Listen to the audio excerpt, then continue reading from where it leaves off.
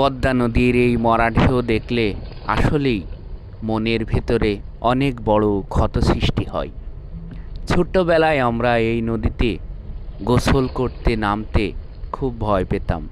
আজ এই নদী কালের বিবর্তনে মানবসৃষ্ট দুর্যোগের কারণে জীবন ও যৌবন হারাতে বসেছে। যেন একটা ছোট্ট খাল কিংবা পুকুরে পরিণত হয়েছে।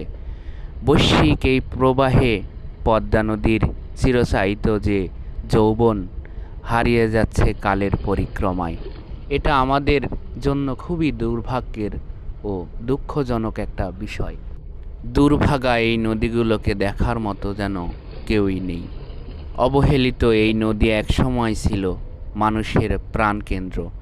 এখানে মৎস্যজীবীরা, কৃষকরা এই নদীকেন্দ্রিক সব কিছু যেন গড়ে তুলতেন। আজ হাই কি হলো, ধ্বংসের দ্বার প্রান্তে এই প্রাণের সম্পদগুলো। ঠিক মানুষের জীবনেও এ ধরনের ঊর্ধ্ব পতন আসে। নদীর এই জোয়ার ভাটা যৌবনের পতন দেখলে মানুষেরও চিন্তা করা উচিত, এভাবে জীবনের সবার পতন হবে। তাই বন্ধুরা, নিজেকে সেভাবেই প্রস্তুত রাখা উচিত যেন খাপ খাইয়ে নেওয়া